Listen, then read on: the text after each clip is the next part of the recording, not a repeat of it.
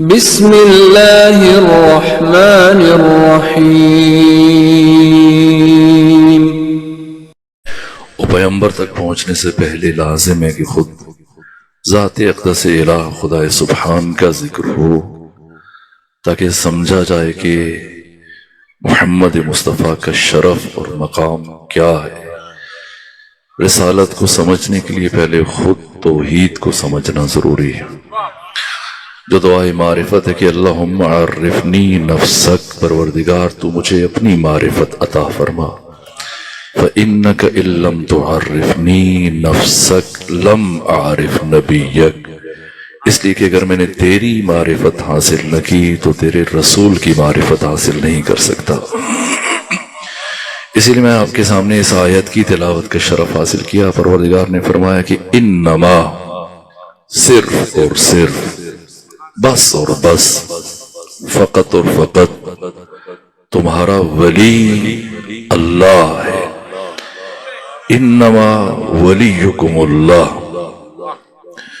لیکن اللہ نے اپنی ولایت کا اعلان کرنے کے بعد اپنی ولایت کو کافی نہیں سمجھا، اور فرمایا وَرَسُولُهُ، اس کا رسول بھی تمہارا ولی ہے۔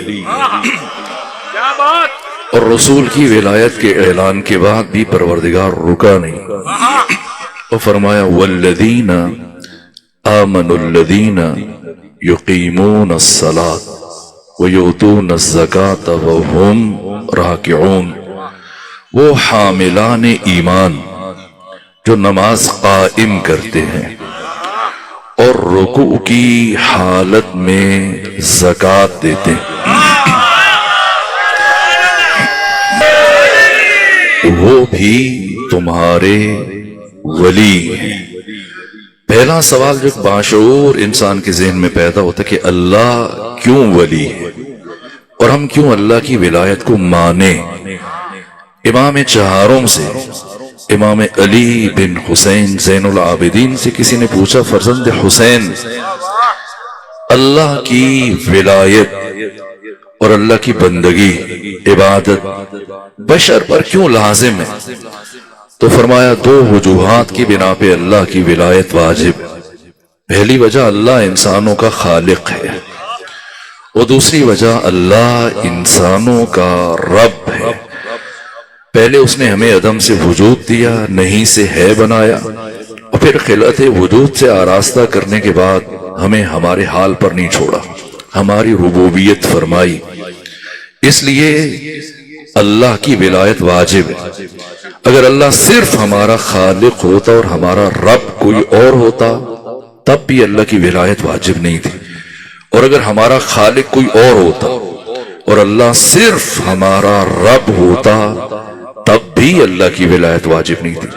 کیوں واجب ہے؟ خالق بھی ہے، رب بھی ہے۔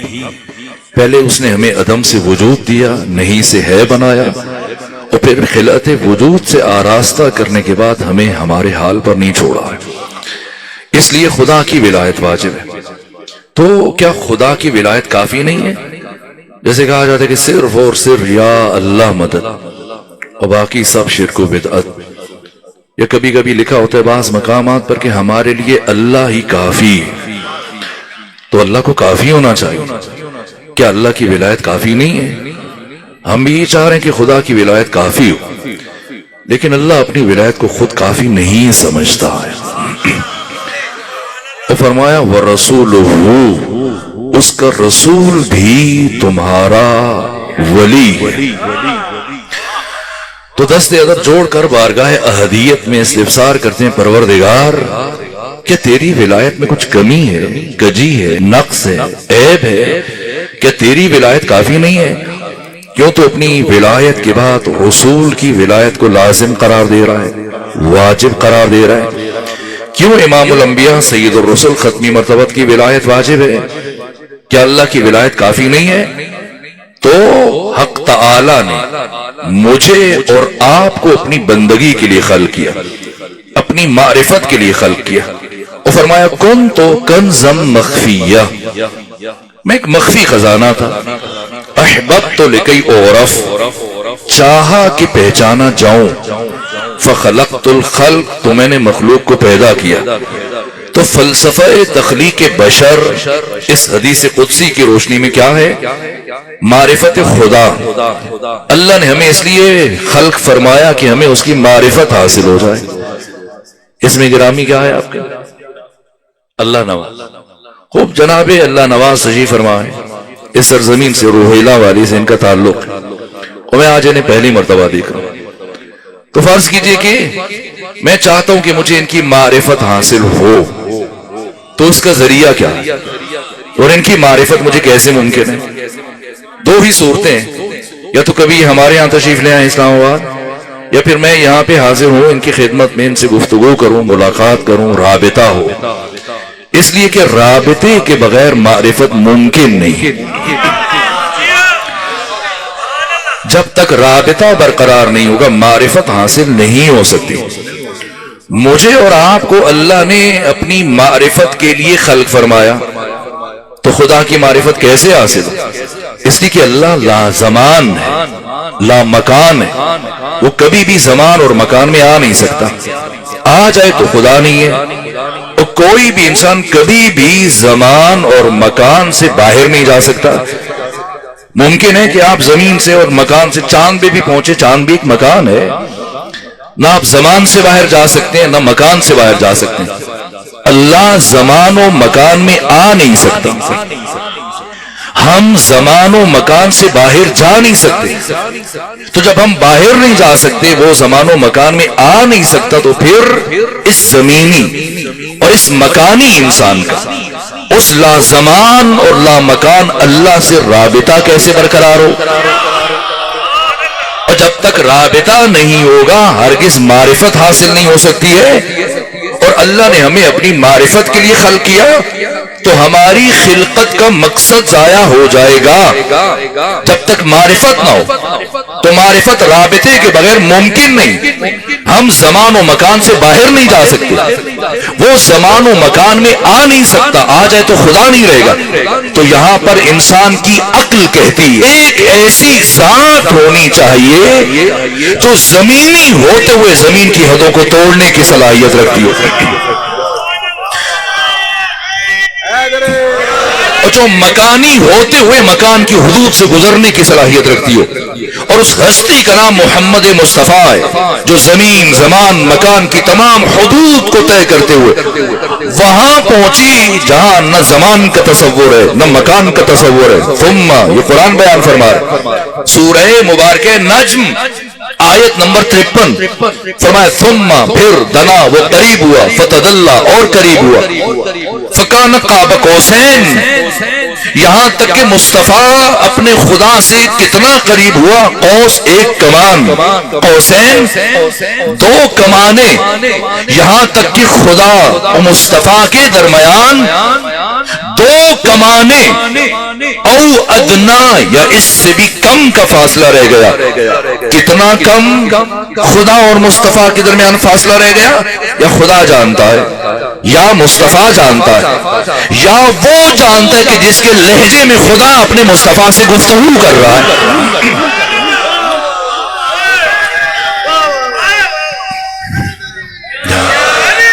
یہ مقام قرب جہاں جبرائیل جیسا فرشتہ نہ جا سکے۔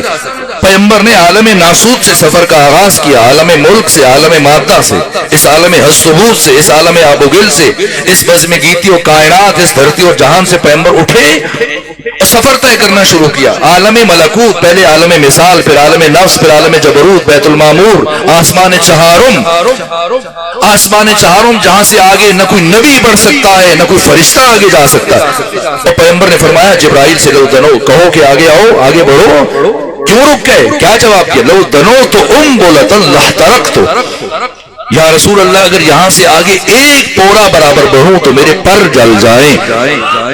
جہاں جبرائیل جسم نہیں رکھتا، جبرائیل روح ہے، جہاں جبرائیل کی روح پرواز نہ کر سکے، ختمی مرتبہ اسی جسم کے ساتھ پرواز کر کے جا رہے ہیں۔ کون سمجھ سکتا ہے مقام مصطفیٰ آپ کی عظمتوں کو؟ اس لیے خدا نے اپنی ولایت کے اعلان کی فوراً بعد فرمایا وَرَسُولُهُ، اس کا رسول بھی تمہارا ولی ہے۔ لیکن رسول کی ولایت کو بھی اللہ نے کافی نہیں سمجھا، تو فرمایا والذین، وہ لوگ آمنوا الذین، جو حقیقت ایمان کے حامل ہیں، یقیمون الصلاۃ، نماز قائم کرتے ہیں، ویؤتون الزکاۃ، زکوٰۃ ادا کرتے ہیں، وہم راکعون، در حالی کے وہ حالت رکوع میں۔ مفسرین قرآن مجید کو اس بات پر تو اتفاق ہے کہ علی نے حالت رکوع میں زکوٰۃ دی۔ ہم اس بات میں نہیں جاتے، ہم کمال ادب سے مفسرین قرآن سے یہ سوال کرتے ہیں کہ اللہ نے قرآن میں اپنی ولایت کا اعلان کیا اور اپنے رسول کی ولایت کا اعلان کیا اور علی کی ولایت کا اعلان کیا، تو اب ہماری ذمہ داری کیا ہے کہ اللہ کی ولایت کے آگے تسلیم ہو جائے، رسول کی ولایت کو مان لے، علی کی ولایت کے آگے سر خم کر دیں۔ اس بات کی کسی کو اجازت نہیں دے رہا اللہ کہ وہ یہ طے کرے کہ اللہ کتنا بڑا ولی ہے، رسول کتنا بڑا ولی ہے، علی کتنا بڑا ولی ہے۔ اللہ کیا کر سکتا ہے، رسول کیا کر سکتا ہے، یہ رسول کر سکتا ہے لیکن علی نہیں کر سکتے، یہ علی کے بس میں نہیں ہے، یہ رسول کے بس میں نہیں۔ حق ہمیں کس نے دیا؟ ہمارا کام ہے اللہ ولی ہے مان لیں یا انکار کر دیں، رسول ولی ہے تسلیم ہو جائیں یا انکار کر دیں، علی ولی ہے مان لیں یا پھر کھل کے انکار کر دیں۔ سب کی ولایتوں کے برج الٹ جائیں گے۔ اگر علی کی ولایت کا انکار کر دیا تو اسی لیے کہ کسی کی ولایت کا کوئی سرا ملتا ہی نہیں کہ جب تک علی سے اسے منسوب نہ کیا جائے۔ جسے بھی دنیا ولی مان کے بیٹھی ہے کہاں جا کے سلسلہ رکتا ہے؟ یہ ولایت ہے۔ میں چاہتا ہوں کہ میں آقا کی بارگاہ تک بھی پہنچ جاؤں۔ عمار بھائی کی خواہش کبھی احترام کسی حد تک ہو گئے اور کبھی موقع ملا تو مزید عرض کروں گا۔ یہ ولایت ہے کہ جس سے توحید خدا مکمل ہوتی ہے۔ یہ زیارت جامع کبیرہ میں جو الفاظ ہے امام علی نقی الہادی کی اور اصول کافی میں جو امام صادق سے احادیث نقل کی ابو جعفر یعقوب کلینی نے، ولایت کیا ہے؟ ہمارا برادران اہل تسنن کے ساتھ مسئلہ خلافت میں کوئی اختلاف نہیں، کہ وہ حنفی ہیں، شافعی ہیں، حنبلی ہیں، مالکی ہیں، بریلوی ہیں، دیوبندی، اہل حدیث، مسئلہ خلافت میں ہمارا کسی مسلمان بھائی کے ساتھ کوئی اختلاف نہیں۔ یہ سوشل میڈیا پہ مباحثے کرتے ہیں، مناظرے کرتے ہیں نجی محافل میں، یا کوئی خطیب علی کو ثابت کر رہا ہے، کوئی کہتا ہے پہلا نمبر ہے، کوئی آتا ہے کہتا نہیں چوتھا نمبر ہے۔ نہ علی کا پہلا نمبر ہے نہ علی کا چوتھا نمبر ہے، جو گنتی میں آ جائے وہ علی نہیں ہوتا ہے۔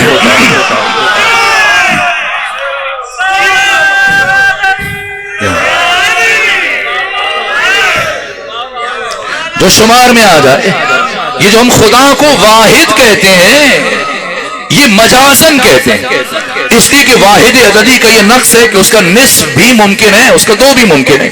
آپ واحد کو گنتی میں لا سکتے ہیں لیکن احد کو گنتی میں نہیں لا سکتے۔ واحد عددی کا یہ نقص ہے۔ اللہ کو جو ہم واحد کہتے ہیں یہ مجازن کہتے ہیں، حقیقتاً خدا احد ہے، اور احد نہ گنتی میں آ سکتا ہے، نہ اس کا نصف ممکن ہے، آدھا ممکن ہے، نہ اس کا دو ممکن ہے۔ وہ ایک ہو کے بھی ہم سے گنا نہیں جاتا، وہ ایک ہو کے بھی آگے عدد نہیں رکھتا۔ علی حق تعالی کی احدیت کے مظہر تام، یہ حدیث ہے اصول کافی میں، حذیفہ یمانی نے پیغمبر سے نقل کیا کہ پیغمبر نے فرمایا کہ الکفر بہی الکفر باللہ والشرک بہی الشرک باللہ۔ جس نے علی کا انکار کیا اس نے خدا کا انکار کیا، جو علی کا کافر ہے وہ خدا کا کافر ہے۔ اتنی بات سمجھ میں آتی ہے لیکن نہ، پیغمبر اس سے آگے بیان فرما رہے ہیں، یہاں تک کہ امام احمد ابن حنبل اہل سنت کے عظیم الشان امام، جن کی وفات 241 ہجری میں ہوئی، 2.5 لاکھ حدیث کے حافظ امام احمد ابن حنبل نے بھی اسی مضمون کی حدیث اپنی مسند میں بیان کی جو حذیفہ بیان کر رہے ہیں پیغمبر سے۔ دوسرا جملہ کہ پیغمبر فرما رہے ہیں الکفر بہی الکفر باللہ والشرک بہی الشرک باللہ۔ جس نے کسی کو علی کا شریک قرار دیا یہ ایسا ہے جس نے خدا کا شریک قرار دیا۔ علی کا کوئی عدیل و بدیل نہیں ہے، علی کا کوئی سہیم و شریک نہیں ہے، علی کا شرک محال ہے۔ ایک ایک مستشرق غیر مسلم مسیحی اسلام شناس شبلی شمائل نے یہ جملہ کہا کہ میں عیسائی ہوں، لیکن جب میں نے علی کی زندگی کو پڑھا تو اس نتیجے پہ پہنچا کہ علی نسخۃ مفردہ، علی اس کائنات میں وحدہ لا شریک ہے، کوئی ہم پلہ نہیں۔ اس لیے عرض کر رہا ہوں مسئلہ خلافت میں ہمارا کسی مسلمان کے ساتھ کوئی اختلاف نہیں، نہ علی کو پہلا نمبر دیں، نہ علی کو چوتھا نمبر دیں، نہ علی کو گنتی میں لائے، نہ علی کو شمار میں لائے، نہ علی کا کسی سے تقابل ہے۔ جو علی کا کسی کے ساتھ تقابل کرے گا وہ گنہگار ہے حق تعالیٰ کی بارگاہ میں۔ کوئی اختلاف نہیں مسئلہ خلافت میں، اس لیے کہ سرے سے میدان الگ ہے۔ وہ جس خلیفہ کی بات کرتے ہیں وہ اور ہے، ہم جس خلیفہ کی بات کرتے ہیں وہ اور ہے۔ تمام فرق اسلامی، جمہور، سواد اعظم، مسلمان، وہ جس خلیفہ کی بات کرتے ہیں وہ خلیفۃ المسلمین ہے۔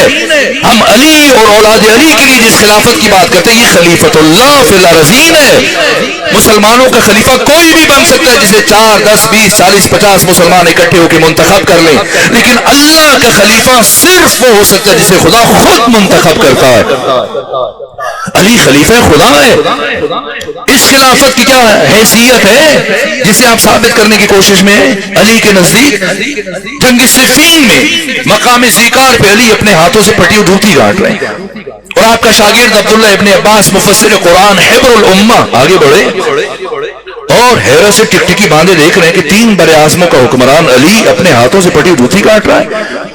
تو جب مولا متقیان نے دیکھا کہ ابن عباس اتنی حیرت سے دیکھے جا رہے ہیں برابر، پوچھا ابن عباس بتاؤ تمہاری نگاہ میں میری اس جوتی کی کیا قیمت ہوگی؟ تو ابن عباس عرض کرنے لگے امیر المومنین اگر ناراض نہ ہو تو عرض کروں یہ جوتی اتنی کوہنا ہے، اتنی پھٹ چکی ہے، اتنی پرانی، اگر آپ اسے چھوڑ دیں پھینک دیں تو کوئی فقیر ترین شخص بھی نہیں اٹھائے گا۔ یہ سنا حضرت نے فرمایا سنو تمہاری اس حکومت اور خلافت کی قیمت علی ابن ابی طالب کے نزدیک اس پھٹی ہوئی جوتی سے بھی کمتر ہے۔ سید العلماء علامہ علی نقی نقہ نے یہ جملہ کہا، وہ فرماتے کہ تاریخ بشر میں، تاریخ عالم میں، تاریخ خاتم میں، تاریخ انسانیت میں، تاریخ اسلام میں صرف علی وہ واحد حکمران ہے جو یہ جملہ کہہ سکتا ہے کہ تخت سلطنت پس اور علی کی جوتی بلند۔ کیوں کہ اس لیے کہ تخت سلطنت پر کبھی باطل کے پاؤں آئے اور کبھی حق کے پاؤں آئے، لیکن علی کی جوتی وہ مبارک جوتی ہے جس میں ہمیشہ حق کے پاؤں آئے۔ یہ علی ہے جو لوگوں کی دی ہوئی خدائی سے انکار کر دیں، وہ خلیفہ بن کے کیا خوش ہوں گے؟ آپ علی کو کون سا نمبر دینے کی کوشش میں؟ نا، علی حق تعالیٰ کی سمدیت کا مظہر، علی حق تعالیٰ کے جمال کا مظہر، علی حق تعالیٰ کے جلال کا مظہر، علی وہ خلافت، وہ ولایت کہ جس سے توحید خدا مکمل ہوتی ہے۔ بس چونکہ برادر عزیز نے اتنا خوبصورت کلام پڑھا ہے امام علی ابن موسیٰ رضا کے، تو میرا جی چاہ رہا ہے کہ میں بس ایک جملہ ان سے متعلق عرض کروں جو انہوں نے ولایت کو سمجھایا۔ امام علی ابن موسیٰ رضا 183 ہجری سے آپ کی امامت شروع ہوئی ہے، 35 برس کی عمر، اور 203 ہجری تک آپ کی امامت رہی، 20 سال، 17 سال مدینے میں گزارے اور 3 سال آپ نے خراسان میں گزارے مامون و رشید کی دعوت پر۔ اور جب 200 ہجری کے آخر میں آپ مدینے سے خراسان تشریف لے کر جا رہے ہیں مشہد، تو راستے میں مقام نیشاپور جہاں لوگوں کو خبر ہوئی کہ فرزند رسول تشریف فرما ہے اور تشریف لا رہے ہو اعظم مشہد کی جانب، تو جیسے آج کل سوشل میڈیا ہے، واٹس ایپ ہے اور یہ الائیں بلائیں اور یہ فونز کالز اور یہ میسیجز، وہ ایسی سہولت نہیں تھی، لیکن لوگوں کے دلوں میں اتنا اشتیاق تھا، اتنی محبت بڑھ چکی تھی مسلسل پچھلے 7 ائمہ کی محنت کے نتیجے میں کہ بس سنا تھا کہ مدینے سے چل چکے لوگ کئی دن پہلے سے آ کر خیمہ زن میں حالت انتظار میں، اور مسلسل اجتماع بڑھتا چلا جا رہا ہے۔ غدیر کے بعد تاریخ اسلامی میں اگر کوئی بڑا اجتماع ہے تو بازار نیشاپور میں ہوا، جسے عامہ و خاصہ کے مورخین نے تحریر کیا، 1 لاکھ افراد سے زیادہ، یہاں تک کہ اہل سنت مورخین نے لکھا کہ صرف 28,000 قلمدان تھے لکھنے والے، جنہیں حدیث جمع، محدثین جنہیں حدیث جمع کرنے کا ذوق تھا۔ بازار نیشاپور میں مسلسل لوگ آئے جا رہے ہیں، حد نگاہ تک لوگ ہی لوگ ہیں، سروں کی سیاہی، یہ سواد اعظم، اور ایسے میں امام علی ابن موسیٰ رضا کی سواری بازار نیشاپور میں داخل ہوئی۔ اور جیسی تشریف لائے تو آپ کی جان کو رسک کا خطرہ تھا، مبادا آپ کو کوئی منافق شہید نہ کر دے، تو 200 عماریاں ہیں اور نہیں معلوم آقا کس میں سوار ہیں، یہاں تک کہ حاضرین میں آواز بلند ہوئی، فرزند رسول ہم آپ کے رخ جمال کی زیارت کے لیے اکٹھے ہوئے ہیں، اپنے چہرے سے نقاب ہٹا دیجیے تاکہ آپ کی زیارت کا شرف حاصل کر سکیں، ہمیں نہیں معلوم آپ کون سی عماری ہیں، یہاں تک کہ ایک عماری کے آگے سے پردہ ہٹا اور لوگوں کی نگاہ امام کے چہرے پر پڑی۔ مولانا شبلی نعمانی اہل سنت عالم صاحب سیرت النبی، انہوں نے بھی یہ جملہ لکھا ہے کہ اتنا وفور اور اتنے جذبات اور اتنا شوق اور جذب و کیفیت اور اتنی محبت تھی لوگوں کے دلوں میں امام علی ابن موسیٰ الرضا کے لیے کہ جس کی نگاہ آپ کے چہرے پر پڑ رہی تھی اس کی آنکھوں سے اشک رواں تھی، یہاں تک کہ بازار نیشاپور میں گریے کی آواز بلند ہوئی اور پھر حضرت نے دوبارہ سے وہ پردہ ہٹا دیا، پردہ گرا دیا، اور پردہ گرا کر جب حضرت آگے بڑھنے لگے تو ایک مرتبہ دوبارہ کچھ لمحے گزرنے کے بعد آواز بلند ہوئی، فرزند رسول اپنے رخ جمال کی زیارت تو عطا کر دی، اب کچھ بیان بھی فرما دیجیے، کچھ سنا دیجیے۔ تو حضرت نے دوبارہ سے عماری کا پردہ ہٹایا اور اس سے پہلے کی حدیث بیان کریں، فرمایا سنو اب مسئلے کی اہمیت ہے۔ میں کسی اور زاویے سے بھی بات کو آگے بڑھا سکتا تھا لیکن جی چاہ کے اسی زاویے سے، اور حضرت کی منقبت سنتے ہو دل میں خیال آیا کہ جملہ کہہ دوں۔ ایک مرتبہ پردہ ہٹا، فرمایا سنو مجھ سے میرے بابا موسیٰ کاظم نے، ان سے ان کے بابا جعفر صادق نے، ان سے ان کے بابا محمد باقر نے، ان سے ان کے بابا علی زین العابدین نے، ان سے ان کے بابا حسین ابن علی نے، ان سے ان کے بھائی حسن مجتبیٰ نے، ان سے ان کے بابا علی ابن ابی طالب نے، ان سے پیغمبر گرامی اسلام نے، اور ان سے اللہ نے یہ فرمایا۔ وزن کریں گے، اسے دنیا حدیث میں سلسلۃ الذہب کہا جاتا ہے۔ اہل سنت اگر اہل حدیث برادران تشریف فرمائیں وہ ان باریکیوں کو زیادہ بہتر سمجھتے ہیں، حدیث سے سروکار ہے ان کا۔ بڑے بڑے جتنے بھی محدثین ہیں ہر ایک کا ایک سلسلہ ہے، جیسے ام المومنین عائشہ، ان کا ایک سلسلۃ الذہب ہے۔ اگر 100 محدث ام المومنین عائشہ سے حدیث نقل کریں تو کسی کی وہ حیثیت نہیں ہے جو ان کا بھانجا عروہ بن زبیر ان سے حدیث لیتا ہے۔ عروہ بن زبیر سے اگر 1000 محدث حدیث نقل کریں تو کسی کو وہ حیثیت نہیں دی جائے گی جو محمد ابن مسلم ابن شہاب زہری ان سے حدیث نقل کرے، یہ ان کا سلسلۃ الذہب ہے۔ اور ایک یہ سلسلۃ الذہب ہے جسے امام علی ابن موسیٰ الرضا بازار نیشاپور میں 1.5 لاکھ افراد کی موجودگی بیان کر رہے ہیں۔ تو لوگوں نے تو آپ سے سلسلہ طلب نہیں کیا، لوگ تو آپ سے حدیث کا مطالبہ کر رہے ہیں، پھر آپ سلسلہ سند کیوں ذکر کر رہے ہیں؟ اس لیے دنیا کو یہ سمجھا رہے کہ جتنی احادیث تمہارے پاس پہنچی جن سلسلوں سے انہیں بھی دیکھو، اور جو میں بیان کر رہا ہوں اسے بھی دیکھو، ان سارے سلسلوں میں کوئی ایک معصوم ڈھونڈ کے بتاؤ اور اس سلسلے میں کوئی ایک غیر معصوم ڈھونڈ کے بتاؤ، تو اب تمہاری مرضی ہے کہ دین کو اس سلسلے سے لو جس میں کوئی بھی معصوم نہیں، یا دین کو اس سلسلے سے لو جہاں پر سارے کے سارے معصوم ہیں۔ اور لوگ کیوں حدیث سننا چاہتے ہیں، اتنا اشتیاق کیوں ہے؟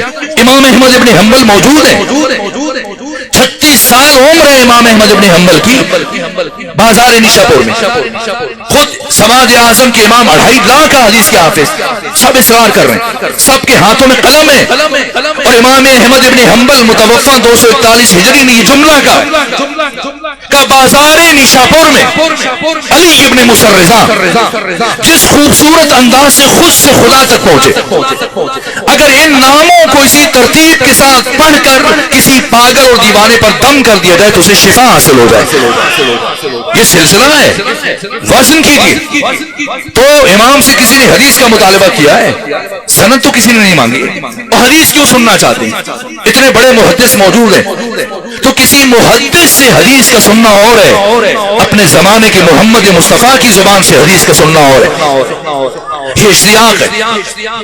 اور یہ سلسلہ ذکر کرنے کے بعد ایک مرتبہ لبھائے مبارک امام علی ابن موسیٰ الرضا میں جنبش پیدا ہوئی، فرمایا سنو اللہ یہ فرما رہے، بس آخری جملہ، کلمۃ لا الہ الا اللہ حصنی، کلمہ لا الہ الا اللہ میرا قلعہ ہے یا میرا قلعہ ہے، فمن دخل فی حصنی امن من عذابی، جو اس قلعہ توحید میں داخل ہو گیا وہ میرے عذاب سے بچ گیا۔